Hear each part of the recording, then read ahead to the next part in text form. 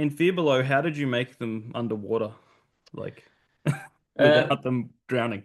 yeah. Well, knowing when I was writing the story, I was writing it always thinking, how am I going to pull this off?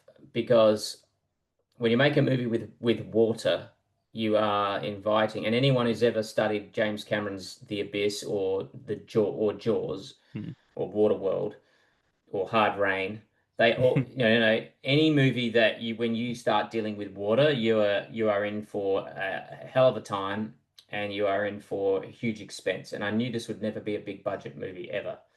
So I simply just looked into the past and how they did things in the past, and I just went, well, we're going to use the dry for wet technique, which is just filming through smoke, heavy smoke, which, when photographed and lit properly, smoke replicates the look of water, Hmm.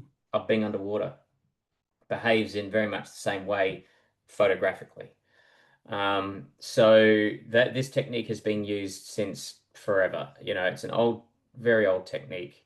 The Abyss used it for all their underwater or under the underwater models of their little mobiles going over the Yeah. sunken submarine, and lots of films have used the dry for wet technique. Even The Lord of the Rings has used it when, like, Sam in the Fellowship of the Ring, he's drowning under the water and he's trying to Oh reach wow. up.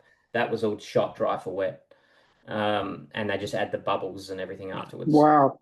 So it's a great technique, but it's not particularly good if you've got hair, because hair underwater will do this sort of thing. Yeah. Hmm. But all the Aquaman movies were shot dry for wet. Hmm.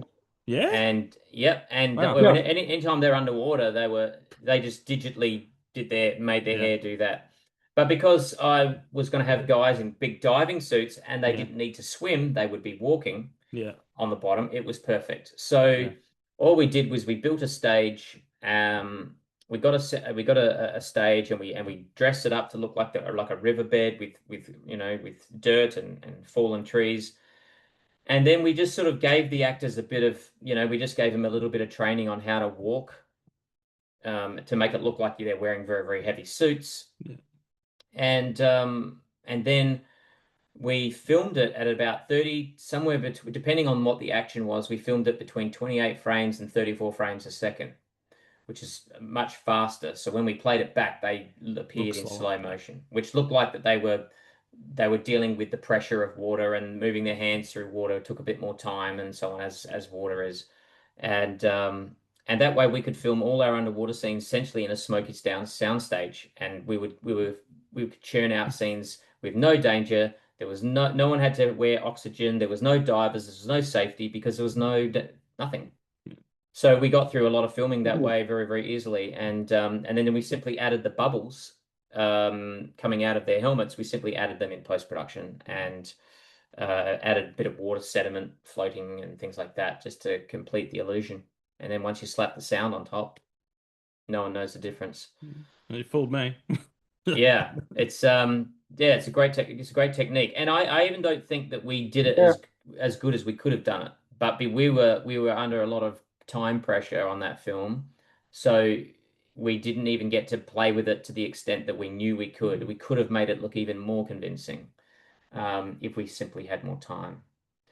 But even in its basic form that we did, it's still convincing. So, but it took me a long time to convince producers that this was going to work. Because when all I had the script and they said, "Well, how are we going to do all the underwater stuff?" I told them what I just told you, and they just looked at me like, "That's not going to work." And I said, "Trust me, it'll work. It will really work." And they didn't believe me. And certainly all the distributors and people who were buying the film, when they heard that, they didn't believe it either. And I said, so we actually went out and shot a test. Mm. We hired a studio, got a suit. I wore the suit, and Peter lit it, and then we filled it with smoke, and we pulled off the test and showed it to them. And they're like, "Oh, okay, yeah, we get it." So, you have to hold their hand sometimes. Um, Yeah. Yeah. Trusting the filmmaker seems to be Yeah. something lost. But anyway. Oh.